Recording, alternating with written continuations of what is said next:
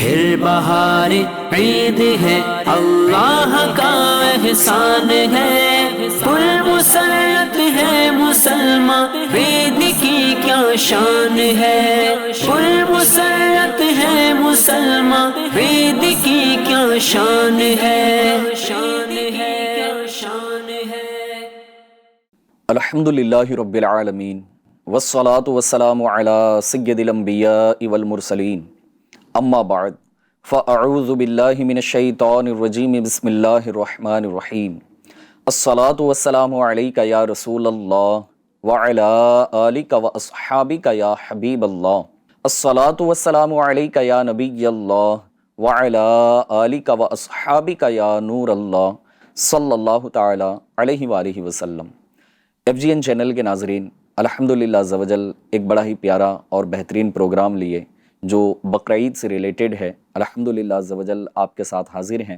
آج انشاءاللہ تبارک و تعالی ہم اپنے اس پروگرام کے اندر بہت ساری معلومات حاصل کریں گے، کچھ مسائل بھی سیکھنے کو انشاءاللہ تبارک و تعالی ملے گا، کچھ ہسٹوریکل باتیں انشاءاللہ عز و جل آج ہم اپنے اس پروگرام کے اندر سیکھنے کی سعادت حاصل کریں گے۔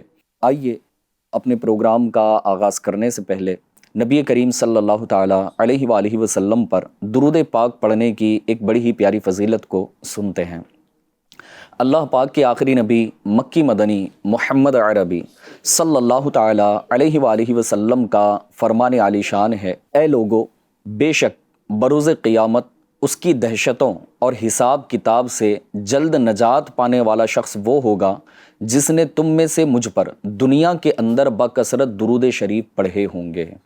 صلو علی الحبیب صلی اللہ تعالی علی محمد صلی اللہ تعالی علیہ وآلہ وسلم۔ FGN چینل کے ناظرین، یقیناً یہ بات ہم سب جانتے ہیں کہ ایک دن ہمیں اس دنیا سے جانا ہے، اور پھر یہ کہ اپنے اعمال کا حساب کتاب اللہ تبارک و تعالیٰ کی بارگاہ میں پیش کرنا ہے۔ دوسری بات یہ ہے کہ قیامت کے دن اللہ تبارک و تعالیٰ اپنے بندوں کا حساب فرمائے گا، اور وہ جسے چاہے بے حساب بخش دے اور جس کا چاہے وہ حساب لے۔ اللہ کریم ہماری بھی بے حساب بخشش فرمائے۔ تو یقیناً ڈے آف ججمنٹ، اس کی جو ہے نا ہمیں تیاری ہونی چاہیے، اور فکر آخرت یقیناً یہ بہت ضروری چیز ہے۔ الحمدللہ عز و جل آج ہم بقرعید سے ریلیٹڈ کچھ نہ کچھ باتیں کرنے کے لیے جمع ہیں، اور آج الحمدللہ یہ ہماری خوش نصیبی ہے کہ ہمارے ساتھ ہمارے گیسٹ کے طور پر مفتی صاحب بھی تشریف لائے ہوئے ہیں، اور مفتی یحییٰ رضا صاحب کو الحمدللہ عز و جل ہم اپنے اس سلسلے میں ویلکم کہتے ہیں، مرحبا کہتے ہیں۔ بہت شکریہ، بہت بہت شکریہ، اللہ تعالیٰ جزائے خیر عطا فرمائے۔ آمین آمین۔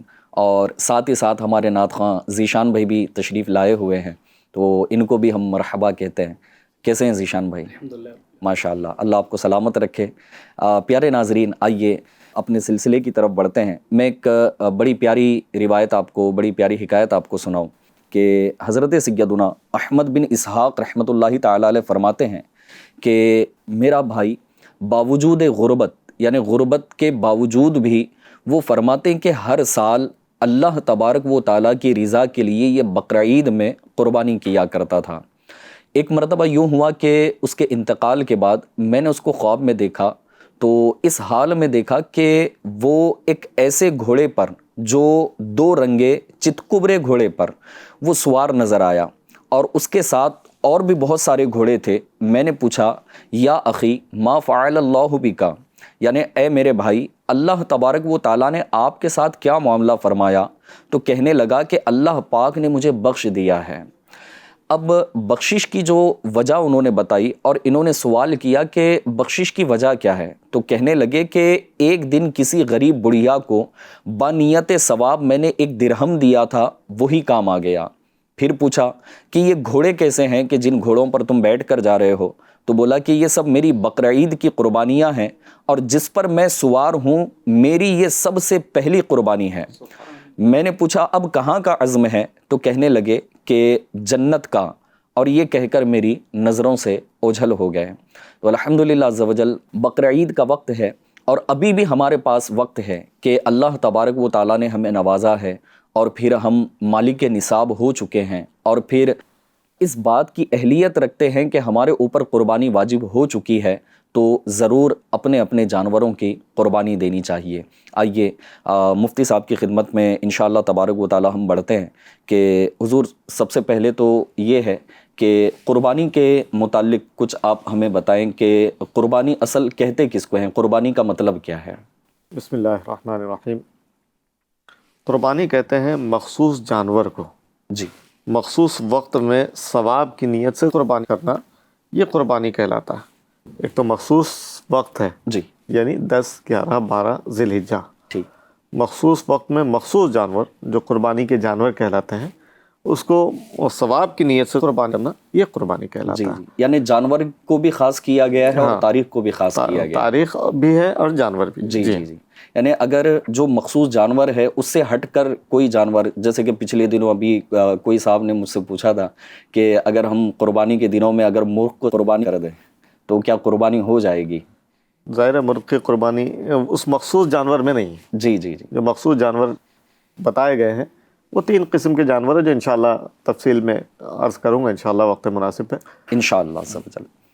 تو پیارے ناظرین، قربانی کا مطلب الحمدللہ عز و جل ہمیں سمجھ میں آئے کہ مخصوص تاریخوں میں مخصوص جو ہے نا وہ قربانی کے جو جانور بتائے گئے ہیں ان کو قربان کرنا، یہ قربانی کہلاتا ہے۔ آئیے انشاءاللہ تبارک و تعالیٰ، چونکہ ہمارے ساتھ نعت خواں بھی ہیں اور الحمدللہ عز و جل اللہ تبارک و تعالیٰ کی حمد بھی ہم نے کرنی ہے، پیارے رسول صلی اللہ تعالیٰ علیہ وآلہ وسلم کی ثنا خوانی بھی کرنی ہے، تو کچھ تذکرہ بھی ہم نے قربانی کے حوالے سے کیا ہے، تو اپنے اس پروگرام کے اندر آئیے ہم ایک کلام کو بھی شامل کر لیتے ہیں۔ جی ذیشان بھائی، کیا سنانے والے ہیں آج؟ انہیں کا سناؤں گا انشاءاللہ مدینہ پاک کی حاضر کے لیے۔ ماشاء اللہ ماشاء اللہ۔ صلی اللہ علیہ یا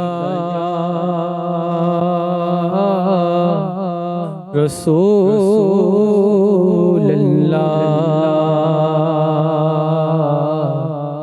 وسلم علیہ یا حبیب اللہ۔ موت آ جائے تیرے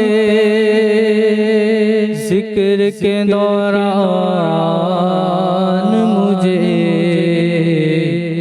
دل سے کہتا ہوں میں آمین، رسول عربی صلی اللہ علیہ یا رسول اللہ وسلم علیہ یا حبیب اللہ۔ اللہ میرے اللہ، اللہ میرے اللہ، اللہ میرے اللہ، اللہ میرے اللہ، اللہ میرے اللہ، اللہ میرے اللہ، اللہ میرے اللہ، اللہ میرے اللہ۔ یا الہی رحم کر لکھ دے میری تقدیر میں، یا الہی رحم کر لکھ دے میری تقدیر میں، یا الہی رحم کر لکھ دے میری تقدیر میں، یا الہی رحم کر لکھ دے میری تقدیر میں۔ روضہ خیر البشر، ہاں روضہ خیر البشر لکھ دے میری تقدیر میں، روضہ خیر البشر لکھ دے میری تقدیر میں، روضہ خیر البشر لکھ دے میری تقدیر میں۔ اللہ میرے اللہ، اللہ میرے اللہ، اللہ میرے اللہ، اللہ میرے اللہ، اللہ میرے اللہ، اللہ میرے اللہ، اللہ میرے اللہ، اللہ میرے اللہ۔ گزرے دن مکے میں شب گزرے مدینے پاک میں، گزرے دن مکے میں شب گزرے مدینے پاک میں۔ اللہ اللہ اللہ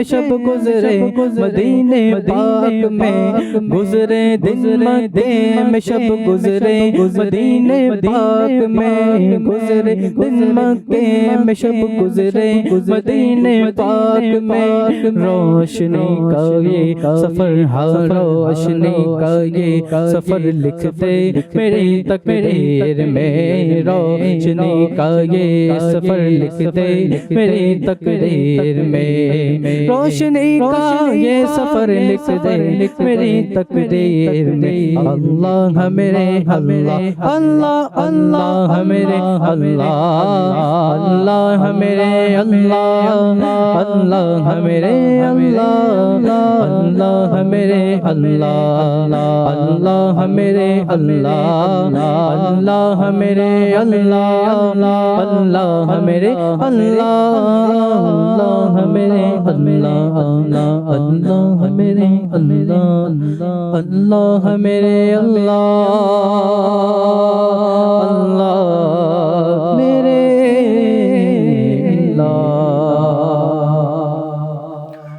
ماشاء اللہ ماشاء اللہ، اللہ پاک آپ کو جزائے خیر عطا فرمائے۔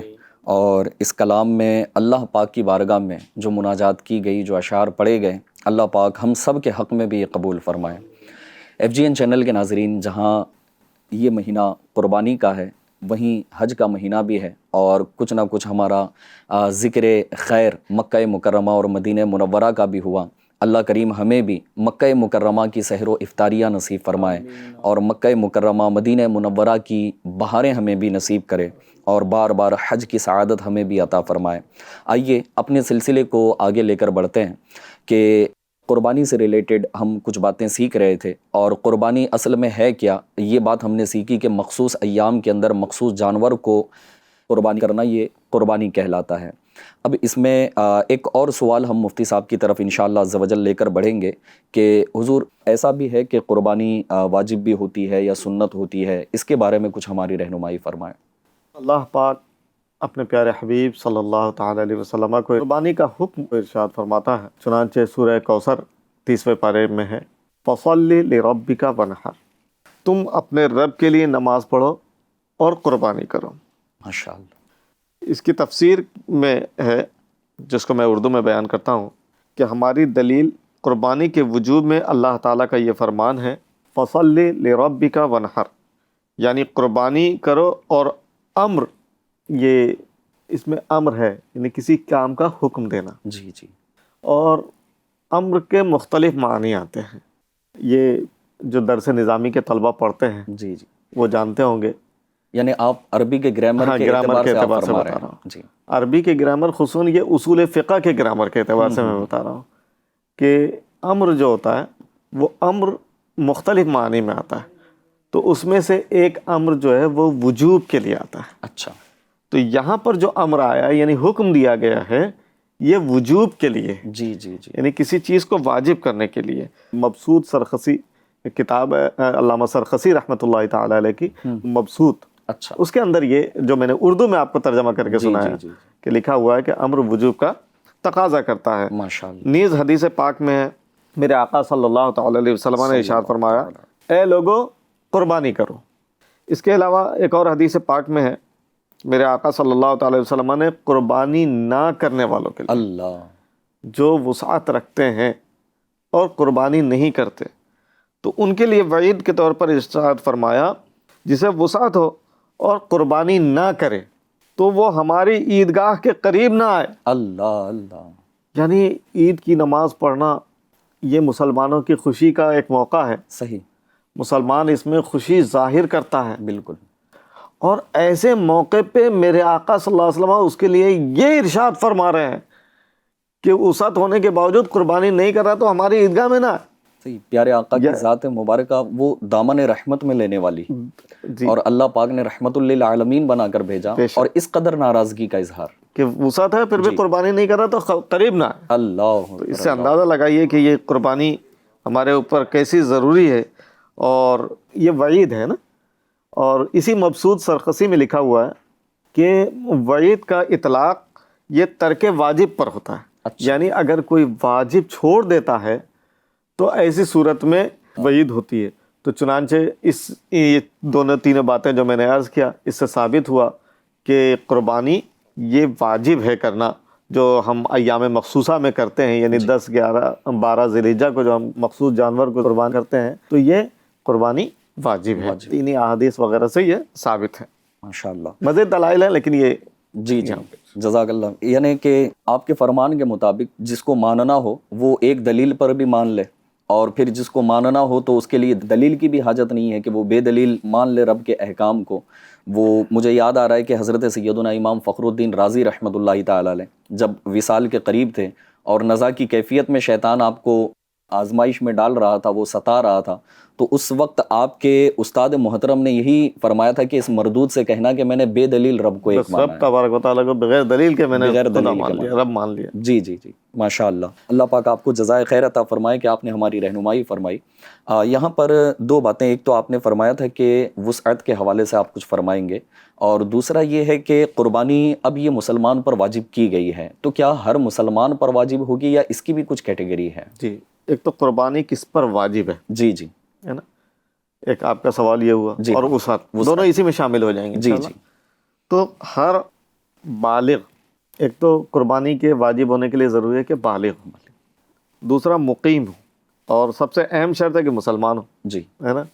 تو اب عاقل بالغ مسلمان مرد عورت مالک نصاب پر قربانی واجب ہے۔ اب مالک نصاب یہی وسعت ہے نا۔ اب وسعت کہتے کس کو ہے کہ جس شخص کے پاس 52.5 تولہ چاندی یا اس کا مال تجارت یا اتنی مالیت کا حاجت اصلیہ کے علاوہ سامان وغیرہ موجود ہو۔ اس کی تفصیلات ہیں، لیکن یہ ایک چیز کے 52.5 تولہ چاندی جی یا اس کی رقم، مثلا اس زمانے میں لگ بھگ 40 سے 45 ہزار کے درمیان اس کی قیمت ہوتی ہے۔ تو اتنا مال کسی کے پاس موجود ہے، اتنا روپیہ پیسہ اگر کسی کے پاس موجود ہے، یا اتنا مال موجود ہے کہ جو 40-45 ہزار روپے تک پہنچتا ہے اور وہ حاجت اصلیہ سے زائد ہے۔ صحیح۔ مثال کے طور پر ایک گھروں کے اندر، جیسے ہمارے ہاں بہت سارے گھروں میں ڈیکوریشن کرتے ہیں، تو وہ کچھ ایسی چیزیں لگاتے ہیں جس کی کوئی حاجت نہیں ہوتی۔ جیسے ہمارے ہاں مہمانوں میں ایک رواج تھا ناگپور میں جی کہ وہ پلیٹیں وغیرہ لگا دیتے تھے گھروں میں سجانے کے لیے، اور اس کا کبھی بھی استعمال نہیں کرتے تھے، صحیح ہے۔ وہ لگی ہوئی ہے۔ تو اب وہ اگر 40-45 ہزار کی مالیت تک پہنچ جا رہا ہے اور وہ حاجت اصلیہ سے زائد ہے، صحیح ہے، چونکہ وہ استعمال میں نہیں لے رہے ہیں، تو ایسی صورت میں باوجود ہے کہ ان کے پاس اور کچھ نہ ہو، لیکن اس بنیاد پر ان پہ قربانی واجب ہو جاتی ہے۔ اچھا اسی طریقے سے مثال کے طور پہ گھر میں فرنیچر رکھا ہے اور ایسے ہی پڑا ہوا ہے، جی استعمال نہیں ہو رہا، استعمال نہیں، ایسے قیمتی لباس ہے جو پڑے ہوئے ہیں اس کو استعمال نہیں کر رہے، صحیح۔ تو یہ سب چیزیں اس کیٹیگری میں آ جاتی ہیں۔ تو جس کے پاس یہ ساری چیزیں ہوں تو اس پر قربانی واجب ہوتی ہے۔ بہت سارے لوگ یہ سوچتے ہیں کہ ہمارے اوپر قربانی واجب نہیں ہے۔ اگر اس تھوڑا سا توجہ کے ساتھ دیکھیں، زکوٰۃ فرض ہونا یہ ایک الگ مسئلہ ہے، لیکن قربانی اور صدقہ فطر یہ واجب ہونے کے لیے جو میں نے ابھی دائرہ کار بتایا، اس دائرے میں اگر رہیں گے، یعنی اگر کسی کے پاس 52.5 تولہ چاندی یا اس کی مالیت کی مقدار کا نصاب موجود ہے حاجت اصلیہ سے زائد، تو ایسی صورت میں اس پر قربانی واجب ہوگی۔ جب قربانی واجب ہونے میں اور زکوٰۃ کے واجب ہونے میں، فرض ہونے میں فرق سال کا گزرنا ہے، وہ اس کے ایک الگ تفصیلی مسائل ہے کہ اس میں سال بھی گزرنا ضروری ہے، کبھی نصاب ہلاک نہ ہوا ہو، اچھا، اور بھی بہت ساری چیزیں ہیں۔ تو اور یہاں یہ ہے کہ بقرہ عید کے دن، جی یعنی 10 ذی الحجہ، 11 ذی الحجہ یا 12 ذی الحجہ کو ایک دم آخر وقت میں کسی کے پاس آ گئے اتنے پیسے، تو بھی اس پہ قربانی واجب ہو جائے گی۔ اللہ، تو اس کے لیے سال گزرنا یا اور بھی دیگر چیزیں ہیں وہ ضروری نہیں ہے، بس اتنا ہے تو اس پہ قربانی واجب ہے۔ جی قربانی واجب ہے۔ FGN چینل کے ناظرین، الحمدللہ عز و جل بڑی پیاری اور بہترین معلومات کا سلسلہ یہ ہمارا جاری ہے، اور بھی انشاءاللہ تبارک و تعالیٰ اس طرح کے کچھ سوالات ہم مفتی صاحب سے کریں گے۔ حضور یہاں پر ایک کنفیوژن یہ بھی ہوتا ہے کہ جیسے آپ نے فرمایا کہ 7.5 تولہ سونا یا 52.5 تولہ چاندی، اور یا پھر ان دونوں میں سے کسی ایک کی رقم ان کے پاس ہو، جیسے 52.5 تولہ چاندی کا آپ نے فرمایا 40-45 ہزار انڈین کرنسی کے اعتبار سے، یہ بھی ضروری نہیں ہے کہ 40-45 ہزار جو ابھی آپ کو بتایا گیا ہے یہ اتنی ہی رقم ہو، مارکیٹ ریٹ کے اعتبار سے جو روزانہ 52.5 تولہ چاندی کی قیمت کو جو جی، ریٹ جی۔ پہنچے بس. تو اس پر ایف جی این چینل کے ناظرین غور فرمائیں کہ 52.5 تولہ چاندی یا 7.5 تولہ سونا یا ان دونوں میں سے کسی ایک کی مالیت کے اعتبار سے، یعنی 52.5 تولہ چاندی کے اعتبار سے حاجت اصلیہ سے زائد اگر آپ کے پاس رقم ہے، کچھ پراپرٹی ہے، تو اس اعتبار سے اب یہاں پر دیکھا جائے گا اور قربانی یہ واجب ہو جائے گی۔ اب رہی بات یہاں پر مفتی صاحب کی خدمت میں کہ لوگ شاید یہاں پر کنفیوژن یہ ہوتے ہیں کہ 7.5 تولہ سونے کا بھی ذکر کیا گیا ہے اور 52.5 تولہ چاندی کا بھی ذکر کیا گیا ہے، تو اب ہمارے پاس تو 2 تولے سونا ہی ہیں اور 10-12 تولہ چاندی ہے، تو اب ہمارے اوپر تو قربانی واجب نہیں ہوئی نا، تو ایسی صورت میں آپ کیا فرمائیں گے؟ دیکھیے شریعت نے فقراء کے حالات کا زیادہ لحاظ فرمایا ہے. صحیح. اب یہاں پہ یہ دیکھا جائے گا کہ 2 تولہ سونا ہے اور کچھ تولہ چاندی ہے. جی. تو اب اگر اس سونے کو چاندی میں کنورٹ کریں تو یہ 52.5 تولہ چاندی کی مقدار کو پہنچ رہا ہے یا نہیں پہنچ رہا ہے؟ جی جی بالکل. اگر پہنچ رہا ہے تو وہ بھی صاحب نصاب کہلائیں گے. ہاں، یعنی کہ دونوں کا ہونا ضروری نہیں، یعنی دونوں اگر ہوتے ہیں جو بھی 52.5 تولہ چاندی کی قیمت کو پہنچ جائے بس اتنی رقم کی مالیت اگر آپ کے پاس ہو گئی 52.5 تولہ چاندی کے اعتبار سے، تو پھر اب آپ کے اوپر قربانی واجب ہو گئی. ماشاء اللہ عز و جل. اس میں آپ نے ایک جو سوال کیا نا مجھ سے، جی، تو اس میں نے کہا حاجت اصلیہ سے. جی ہاں، حاجت اصلیہ سے. تو حاجت اصلیہ یعنی ہماری ضروریات زندگی کی جو چیزیں ہیں. اب مثال کے طور پہ گھر میں برتن ہے، جی، ٹیبل کرسیاں ہیں، لباس ہے، ایسے بہت ساری چیزیں ہماری زندگی کے، گاڑیاں ہیں، صحیح، رہنے کا مکان ہے. جی. اب کسی کے پاس 2 مکان ہیں، تو اب 2 مکان ہیں، ایک مکان میں رہتا ہے، ایک مکان کرایے سے دیا ہوا ہے یا ایسی خالی چھوڑے ہوا ہے. جی. تو اب یہ حاجت اصلیہ سے زائد ہے. تو باوجود ہے کہ اس مکان پر زکوٰۃ نہیں، صحیح، لیکن قربانی واجب. اچھا، یعنی یہ بھی ایک بڑی پوائنٹڈ بات ہے کہ اس پر زکوٰۃ نہیں ہے دوسرے مکان پر، لیکن قربانی اس کے اوپر ضرور ہوتی ہے. ایف جی این چینل کے ناظرین، آئیے مزید کچھ اور معلومات کی طرف بڑھتے ہیں. مفتی صاحب کی خدمت میں 2 سوال انشاءاللہ اور کرتے ہیں، پھر انشاءاللہ ہم قربانی کی جو ہے نا ہسٹری کیا ہے، اس کی تاریخ کیا ہے، یہ بھی جاننے کی انشاءاللہ عز و جل ہم کوشش کریں گے. حضور، پہلی بات تو یہ تھی کہ کچھ لوگ یہ بھی کہتے ہیں کہ ہمارے اوپر کیسے قربانی، کہ ہم تو جو ہے وہ کرائے کے گھر میں رہتے ہیں اور ہمارا خود کا اپنا گھر نہیں ہے. حالانکہ ایک اعتبار سے دیکھا جائے تو بہت کروڑ پتی لکھ پتی لوگ رہتے ہیں، لیکن ان کی بھی جو ہے نا وہ ان کا گھر یا ان کی دکانیں یہ بھی کرائے پر ہوتی ہیں، لیکن معاشرے کے اندر وہ بڑے جو ہے نا ایک اسٹیٹس کے مالک ہوتے ہیں اور لکھ پتی کروڑ پتی لوگ ہوتے ہیں. تو کچھ لوگوں کا ذہن یہ بھی ہوتا ہے کہ ہم کرائے کے گھر میں رہتے تو ہمارے اوپر قربانی کیسی. اس سے پہلے میں نے آپ کو ایک جواب دیا تھا قربانی کس پر واجب ہے. جی جی. تو اس کے اندر یہ شرط کہیں نہیں لکھی ہوئی تھی کہ اپنا گھر ہونا چاہیے، مال ہونا چاہیے. جی، مال ہونا چاہیے. گھر ہونے کا تذکرہ نہیں تھا. صحیح صحیح. لہٰذا اگر آپ نے جیسا کہ بتایا کہ کروڑپتی ہوتے ہیں، لکھ پتی ہوتے ہیں، معاشرے میں ایک مقام ہے ان کا مال و دولت کے اعتبار سے، بالکل. تو اگر واقعی ایسا ہے، یعنی ان کے پاس 52.5 تولہ چاندی کی قیمت وغیرہ یا اس کی رقم یا حاجت اصلیہ سے زائد سامان ہے، تو ان پر بھی قربانی واجب ہے. یہ بہانہ نہیں چلے گا کہ میرے پاس گھر نہیں ہے، میرے پاس دکان نہیں ہے. جی ہاں، دکان لے لیں گے اور اس کے بعد ختم ہو جائے گا تو نہیں ہو کیوں. صحیح. مثال کے طور پر کسی کے پاس 1 کروڑ روپیہ ہے، جی، اور اس نے 1 کروڑ روپے کا پورا مکان لے لیا. جی. اب اس کے پاس کچھ بھی نہیں رہ گیا، اب وہ مکان میں رہنے لگ گیا، اب وہ حاجت اصلیہ میں اس کے داخل ہو گیا. صحیح ہے. اب اس کے حاجت اصلیہ میں داخل ہو جانے کی وجہ سے اب اس پر اور کوئی پیسہ نہیں ہے، کوئی مالیت نہیں ہے، کچھ نہیں ہے، تو اب وہ صاحب نصاب نہیں رہا، حاجت اصلیہ سے زائد اس کے پاس سامان نہیں رہا، لہٰذا اس پہ قربانی نہیں رہی. لیکن اگر یہ ساری چیزیں موجود ہیں، بھلے وہ کرائے کے گھر میں موجود ہیں، تو اس پہ قربانی واجب ہے. جی جی جی. یعنی اللہ تبارک و تعالیٰ کی طرف سے یعنی کتنی آسانی ہے کہ حاجت اصلیہ کو مائنس کیا گیا ہے. بھلے ہی جیسے آپ فرما رہے ہیں کہ 1 کروڑ روپے آپ نے اپنے گھر پر انویسٹ کر دیے، لیکن اب اس کے اوپر قربانی نہیں ہے. لیکن اللہ تبارک و تعالیٰ نے جب یہ اتنی آسانی ہمیں عطا فرمائی ہے تو اب یہاں پھر بہانہ نہیں بنانا چاہیے کہ بھائی ہمارے پاس یہ نہیں، اور جو حکم نافذ کیا گیا ہے اس کے مطابق عمل کر لینا چاہیے. یقیناً اسی کے اندر برکت ہے. دوسری بات یہ تھی کہ جو آپ نے ارشاد فرمایا کہ مخصوص جانور، تو اب مخصوص جانور میں ایک یہ بھی ہے کہ جیسے بکرا ہے، مینڈھا ہے، تو اس کو بھی قربان کیا جاتا ہے۔ تو کچھ لوگ شاید یہ سمجھتے ہیں کہ قربانی جو ہے نا وہ ایک شخص کی طرف سے ایک جانور کو راہ خدا میں قربان کی جائے، تو اب اس کے علاوہ جو دیگر جانور ہیں تو 7 حصے بھی اس کے اندر ہوتے ہیں، تو یہ جو حصے والی قربانی ہوتی ہے، یا ہر آدمی کی طرف سے ایک جانور قربان کرنا ہے یا پھر 7 حصوں کا، اس کا کیا معاملہ ہے؟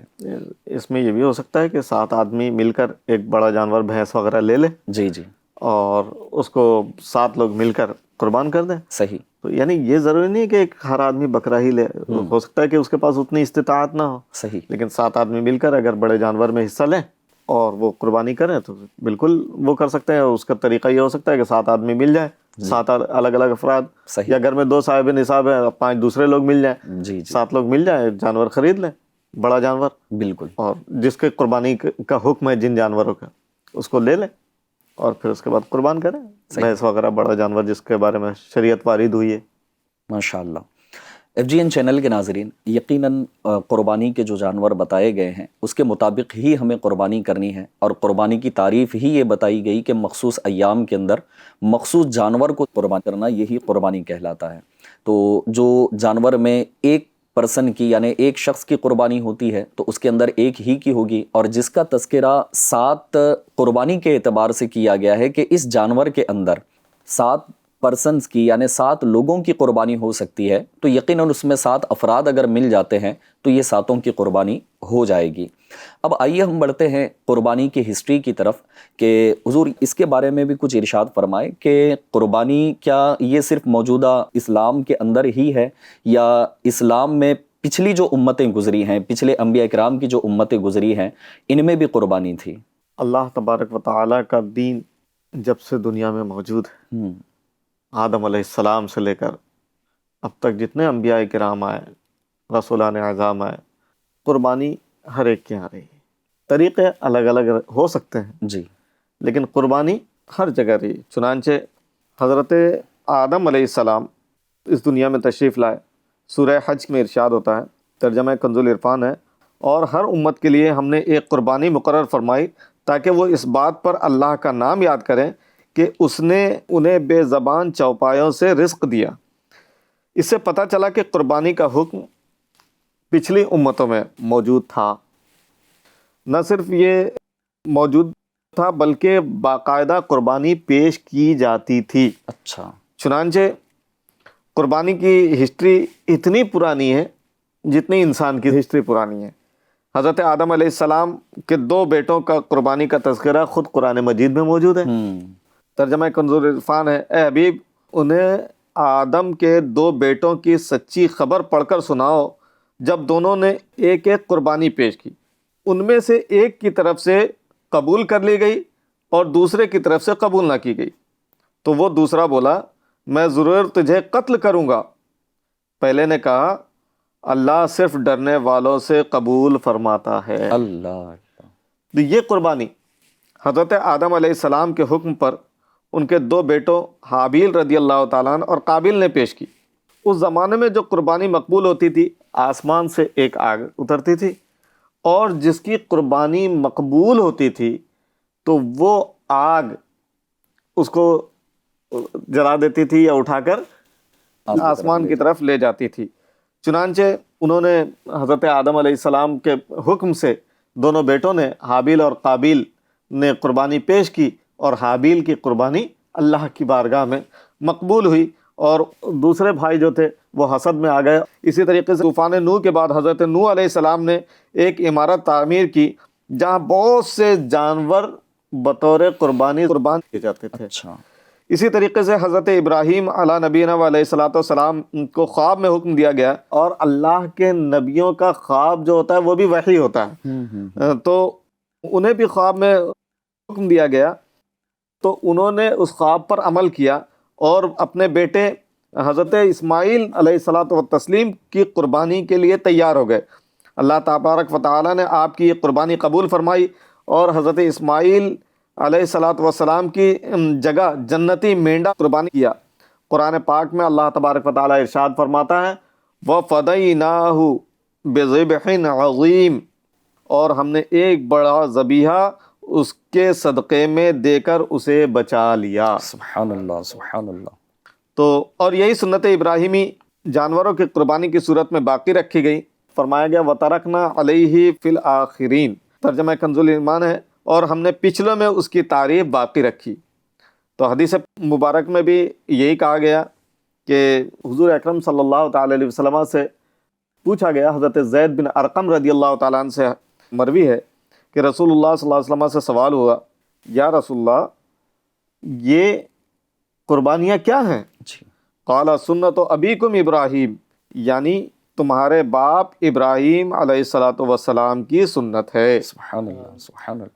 اسی طریقے حضرت سیدنا ابراہیم علیہ نبینا علیہ السلام کے بارے میں روایت ہے کہ انہوں نے بچڑا، بکرا اور مینڈا بھی اللہ کی راہ میں قربان کیا، اور ان کے بعد ان کی اولاد قربانیاں پیش کر کے اللہ کی بارگاہ میں قرب حاصل کرتی رہی۔ سبحان اللہ، ماشاء اللہ۔ اسی طریقے سے حضرت موسیٰ علیہ السلام کی قوم کو بھی قربانی کا حکم ہوا، حضرت سلیمان علیہ السلام کو بھی قربانی کا حکم ہوا، اور حضور کے دادا حضرت عبد المطلب رضی اللہ تعالیٰ عنہ ایک مرتبہ زمزم کا مسئلہ درپیش ہوا، تو جب بیر زمزم کا مسئلہ پیش ہوا تو انہوں نے کہا کہ اگر یہ مسئلہ میرے لیے آسان ہو جائے گا، معاملہ حل ہو جائے گا، تو میں اپنے ایک بیٹے کو ذبح کروں گا۔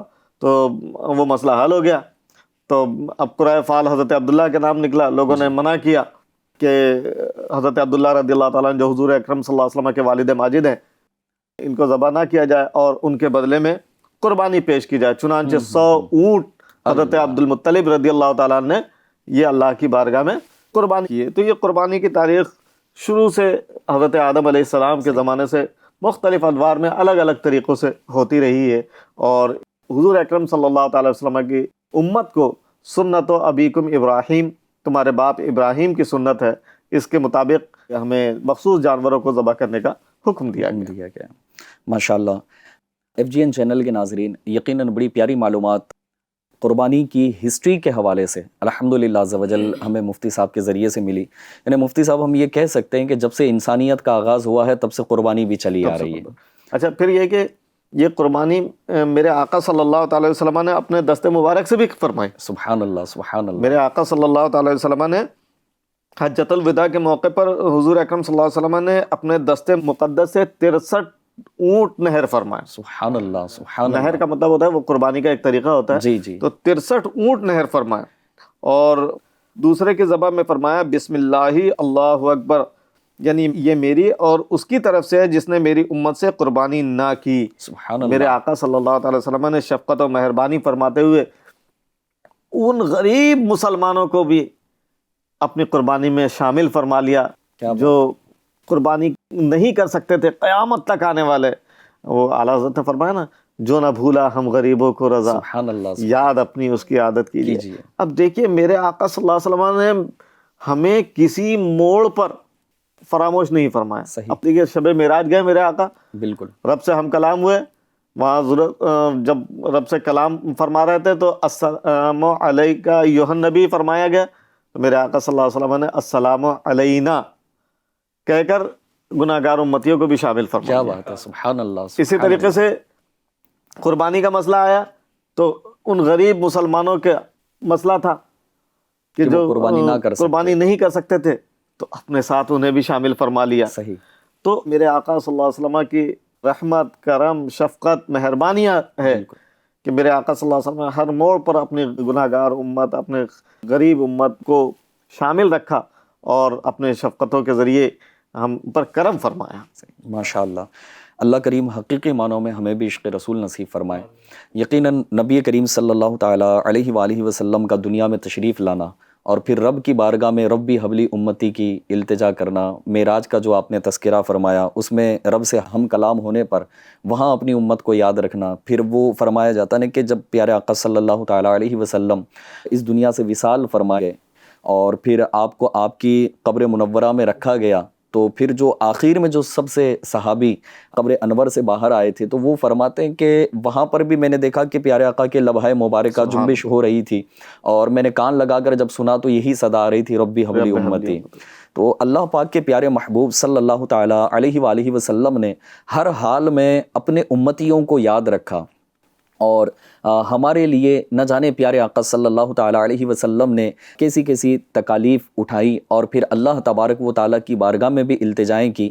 لہٰذا FGN چینل کے ناظرین کوشش کیا کریں کہ ہم عاشقان رسول کی صحبت میں رہیں اور پھر عشق رسول میں اضافہ کرنے کی کوشش کریں۔ اور ایک بہترین ذریعہ عشق رسول میں اضافہ کرنے کا دعوت اسلامی انڈیا کا پلیٹ فارم ہے۔ الحمدللہ عز و جل مدنی قافلے دعوت اسلامی انڈیا کے سفر ہوتے ہیں، مختلف ڈپارٹمنٹس کے ذریعے دینی کام کا سلسلہ ہے، اور پھر ساتھ ہی ساتھ ایک بہترین طریقہ یہ بھی ہے کہ عشق رسول میں مزید اضافہ کرنے کے لیے پیارے آقا صلی اللہ تعالیٰ علیہ وسلم کی شان میں لکھی گئی نعت پاک کو پڑھتے رہیں، سنتے رہیں، انشاءاللہ تبارک و تعالیٰ اس کی برکتیں ہمیں نصیب ہوں گی۔ آئیے، جہاں عشق رسول کی بات چلی ہے، نبی کریم صلی اللہ تعالیٰ علیہ وآلہ وسلم کا ذکر خیر ہو رہا ہے، تو مزید ہمیں ایک کلام اپنے پروگرام میں شامل کرتے ہیں اور عشق رسول میں جھومنے کی انشاءاللہ کوشش کریں گے۔ ذیشان بھائی، پیارے آقا صلی اللہ تعالیٰ علیہ وسلم کی شان پاک میں کون سا کلام سنائیں گے؟ جی، سرکار اعلیٰ کا لکھا ہوا بڑا ہی پیارا کلام، وہ کمال حسن حسن انشاءاللہ سناؤں گا۔ ماشاءاللہ، سبحان اللہ۔ بلغ العلا بکمالہ، بلغ العلا بکمالہ، کشف الدجی بجمالہ، بلغ العلا بکمالہ، کشف الدجی بجمالہ، حسنت جمیع خصالہ، صلوا علیہ وآلہ، صلوا علیہ وآلہ، صلوا علیہ وآلہ۔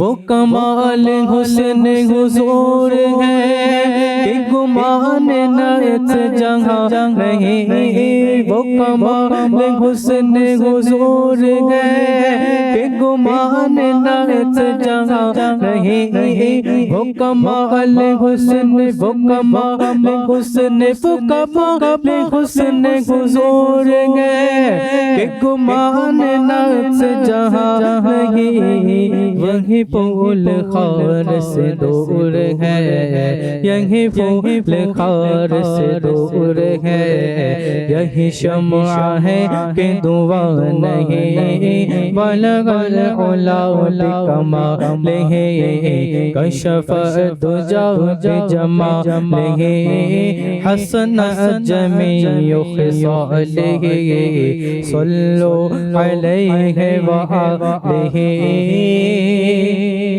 میں نثار تیرے کلام پر ملیوں تو کس کو زبان نہیں، میں نثار تیرے، میں نثار تیرے، میں نثار تیرے، میں نثار تیرے، میں نثار تیرے، میں نثار تیرے کلام پر ملیوں تو کس کو زبان نہیں، وہ سکون ہے جس میں سکون نہ ہو، وہ سکون ہے جس میں سکون نہ ہو، وہ سکون ہے جس میں سکون نہ ہو، وہ بیان ہے جس کا بیان نہیں، صلوا علیہ وآلہ، صلوا علیہ وآلہ، صلوا علیہ وآلہ، صلوا علیہ وآلہ،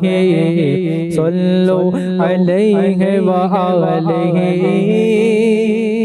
بخدا خدا کا یہی ہے در، نہیں اور کوئی مفر، بخدا خدا کا، بخدا خدا کا، بخدا خدا کا، بخدا خدا کا، بخدا خدا کا یہی ہے در، نہیں اور کوئی مفر، جو وہاں سے ہو یہیں آ کے ہو، جو وہاں سے ہو یہی آ کے ہو، جو وہاں سے ہو یہی آ کے ہو، جو یہاں نہیں تو وہاں نہیں، صلو علیہ وآلہ، صلو علیہ وآلہ، صلو علیہ وآلہ، صلو علیہ وآلہ۔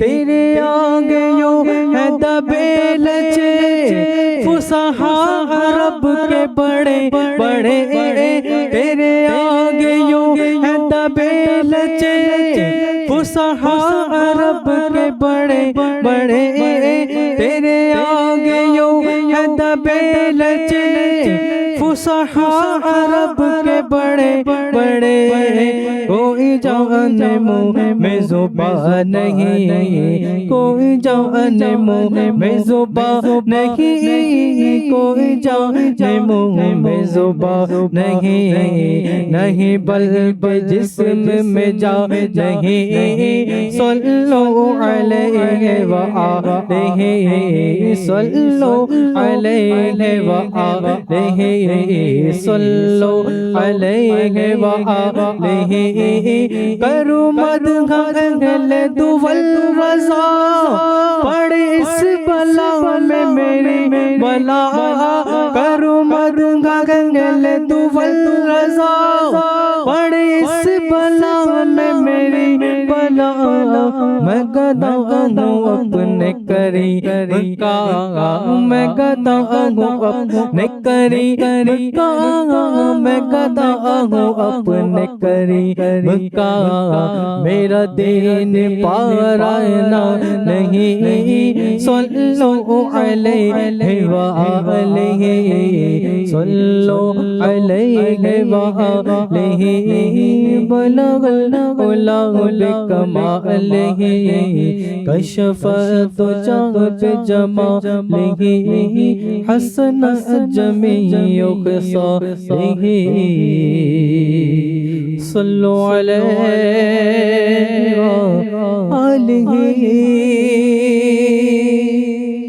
ماشاء اللہ ماشاء اللہ ماشاء اللہ، صلو علی الحبیب صلی اللہ تعالی علی محمد صلی اللہ تعالی علیہ وآلہ وسلم۔ FGN چینل کے ناظرین، بات ہے اعلیٰ حضرت کی کہ اعلیٰ حضرت کا کلام، اعلیٰ حضرت کا انداز، اعلیٰ حضرت کی سیرت، اعلیٰ حضرت کے معاملات۔ حضور اعلیٰ حضرت امام اہل سنت، امام عشق و محبت ہیں، اور ماشاءاللہ عز و جل عشق رسول میں اعلیٰ حضرت کا ایک اپنا مقام ہے۔ تو سنا ہے کہ اعلیٰ حضرت امام اہل سنت نے یوں کہ عاشقان رسول کو ایک پیغام بھی دیا ہے کہ جو نبی کریم صلی اللہ تعالیٰ علیہ وسلم کا یہ جو انداز مبارک رہا کہ اپنی امت کی طرف سے قربانی کرنا، تو اعلیٰ حضرت اس کے متعلق کیا فرماتے ہیں؟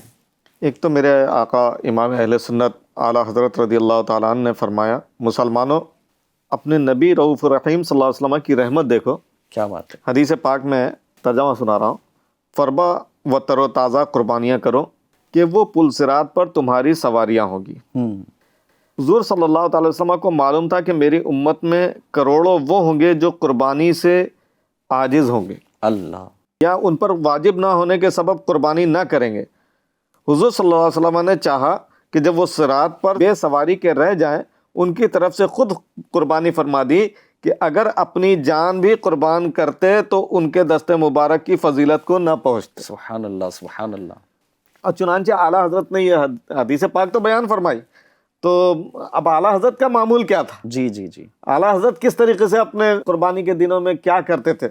تو فرماتے ہیں، میں ہمیشہ سے روز عید ایک اعلیٰ درجے کا بیش قیمت یعنی قیمتی مینڈا اپنے سرکار مدار عالم مدار صلی اللہ تعالی وسلم کی طرف سے کیا کرتا ہوں، یعنی حضور اکرم صلی اللہ علیہ وسلم کے نام سے ایک مینڈا دمبا ذبح کیا کرتا ہوں۔ سبحان اللہ سبحان اللہ۔ اور روز وصال حضرت والد ماجد قدس سرہ سے ایک مینڈا ان کی طرف سے، یعنی اپنے والد ماجد کی طرف سے۔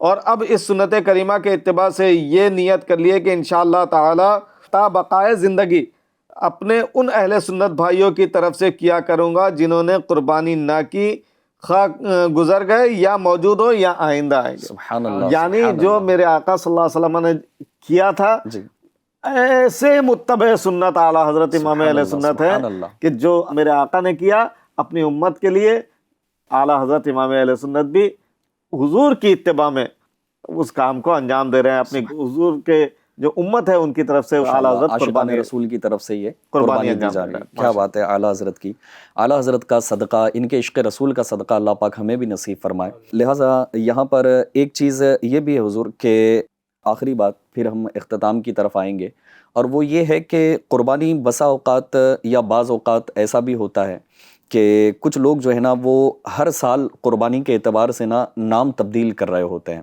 یہاں پر دو باتیں میں عرض کروں گا۔ ایک تو یہ ہوتا ہے کہ کچھ لوگ پوری فیملی کی طرف سے کہ بھائی ہمارے یہاں سے جو ہے نا ایک بکرا ہم نے قربان کر دیا، بولے بھائی کس کی طرف سے ہوا یہ، بولے نہیں ہماری پوری فیملی کی طرف سے۔ دوسرا یہ ہوتا ہے کہ ہر سال نام تبدیل کرتے ہیں اور ایک بکرا یا مینڈا وہ قربان کریں گے کہ اس مرتبہ جو ہے نا والد کے نام پر، اگلے سال والدہ کے نام پر، اگلے سال نابالغ بچے بھی ہوتے ہیں تو ان کے نام پر۔ تو اس متعلق آپ کیا فرمائیں گے؟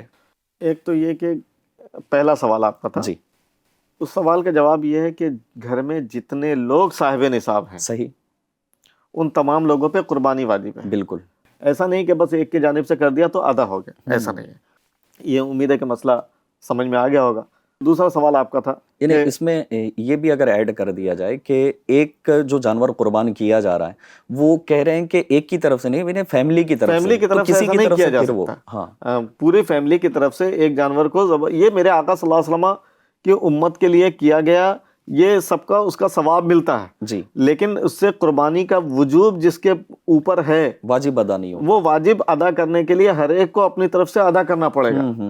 اب چاہے گھر کے اندر 10 افراد ہیں اور 5 افراد پہ قربانی واجب ہے تو 5 قربانی کرنا پڑے گی۔ جی جی جی 10 افراد ہیں، 10 پر قربانی واجب ہے تو 10 کو کرنا پڑے گی۔ صحیح، اور بسا اوقات ایسا ہوتا ہے کہ گھر میں کما کے سب لاتے ہیں اور والد کو دے دیتے ہیں، جی جی، اور کوئی صاحب نصاب نہیں رہتا، صرف والد رہتا ہے۔ تو اگر صرف والد ہے تو ٹھیک ہے، اسی کی جانب سے ہو۔ جی جی، لیکن اگر 10 لوگ گھر میں ہیں اور 10 لوگ صاحب نصاب ہے تو سب کی جانب سے قربانی کرنی واجب پڑے ہے۔ گی، صحیح، ایک تو یہ مسئلہ ہوا۔ دوسرا آپ نے کہا کہ اس سال اس کے نام سے کر دیا، اگلے سال اس کے نام سے، تو یہ کرنا بھی درست نہیں ہے۔ گھر میں جتنے افراد صاحب نصاب ہیں یا جو صاحب نصاب ہے اس کے نام سے قربانی کرنا ہوگا۔ جی اگر وہ صاحب نصاب کی کیٹیگری میں آ رہا ہے تو ان کی تو ادا ہو گئی، بقیہ لوگ جو رہ گئے ان کی ادا نہیں ہوگی جب تک کہ ان کی قربانی ادا نہیں کی جائے گی۔ تو کیا یہ طریقہ ہم بھی اپنا سکتے ہیں کہ اگر اللہ تبارک و تعالیٰ نے ہمیں مال دیا ہے اور ہم قربانی کر ہی رہے ہیں تو نبی کریم صلی اللہ تعالیٰ علیہ وآلہ وسلم کے نام پاک پر بھی قربانی ہو، کیا ہم بھی اپنا سکتے ہیں؟ کیا بات ہے! ایک مسلمان جس کے پاس مال ہے، دولت ہے، اگر وہ اپنے آقا صلی اللہ تعالی وسلم کے نام پاک پر، ان کی ذات پر قربان کرے تو اس سے بڑھ کر سعادت کیا ہوگی؟ بالکل، تو اگر جس کے اندر وسعت ہے تو اس کو چاہیے کہ خوبصورت سا جانور، جو قیمتی جانور ہو، اس کو خریدے اور اپنے آقا صلی اللہ تعالی وسلم کے نام پر قربان کرے۔ اگر یہ قبول ہو گئی نا میرے آقا صلی اللہ، اور یقیناً امید ہے کہ قبول ہوگی، کہ آقا کریم صلی اللہ تعالی وسلم کے نام پر اس جانور کو قربانی کر رہا ہے، ان کے نام سے قربانی کر رہا ہے، تو امید ہے کہ اللہ تبارک و تعالی ہماری بہت سی مشکلات کو حل فرما دے گا انشاءاللہ انشاءاللہ۔ FGN چینل کے ناظرین، سلسلے کا وقت ہمارا یہاں مکمل ہوا، اور آج کے اس پروگرام میں ہم نے بہت کچھ سیکھنے اور سمجھنے کی سعادت حاصل کی ہے کہ قربانی کہتے کسے ہیں، واجب قربانی ہونے کے کچھ دلائل بھی ہم نے سنے، قربانی کس پر واجب ہے، تو یہ تمام تر مسائل اور پھر اس کے جوابات مفتی صاحب نے الحمدللہ عز و جل ہمیں عطا فرمائے ہیں۔ اللہ پاک مفتی صاحب آپ کو جزائے خیر عطا فرمائیں کہ آپ نے ہماری رہنمائی فرمائی۔ ذیشان بھائی آپ کا بھی بہت بہت شکریہ کہ بڑے پیارے پیارے انداز میں آپ نے ہمیں کلام سنائے۔ FGN چینل کے ناظرین، آپ سے میں عرض کرنا چاہوں گا کہ یقیناً قربانی کے ایام ہیں اور اللہ پاک نے نوازا ہے نا، تو پیچھے نہ ہٹیں، بلکہ جانور خریدیں اور پھر قربانی کریں، اس کی برکتیں حاصل کریں۔ اور وہ عاشقان رسول کے جس کو اللہ پاک نے بڑا نوازا ہے نا، جیسے مفتی صاحب نے ابھی ارشاد فرمایا اور اعلیٰ حضرت نے بھی اس انداز کو اپنایا تھا کہ ایک بہترین اور فربا جانور، بیش قیمت جانور اور خوبصورت جانور خریدیں، نبی کریم صلی اللہ تعالیٰ علیہ وآلہ وسلم کے نام پاک پر قربانی کیا کریں۔ کیا عجب کہ یہ اللہ پاک کی بارگاہ میں قبول ہو جائے، اور پھر نبی کریم صلی اللہ تعالیٰ علیہ وسلم کی ذات مبارکہ جہاں منسوب ہو رہی ہو، نام پاک جہاں پر منسوب ہو رہا ہو تو اللہ پاک کی ذات سے قوی امید تو یہی ہے کہ وہ قبول ہی ہوگا۔ تو اگر یہ قبول ہو جائے تو انشاءاللہ پھر ہمارا سب کچھ قبول ہے۔ اللہ کریم ہمیں اس کے احکام پر عمل کرنے، نبی کریم صلی اللہ تعالیٰ علیہ وسلم سے سچی پکی محبت ہمیں عطا فرمائے، آمین بجاہ النبی الامین صلی اللہ تعالیٰ علیہ وآلہ وسلم۔ صلو علی الحبیب صلی اللہ تعالیٰ علی محمد صلی اللہ علیہ وسلم۔ پھر بہار عید ہے، اللہ کا احسان ہے، پر مسرت ہے مسلمان، عید کی کیا شان ہے، پر مسرت ہے مسلمان، عید کی کیا شان ہے۔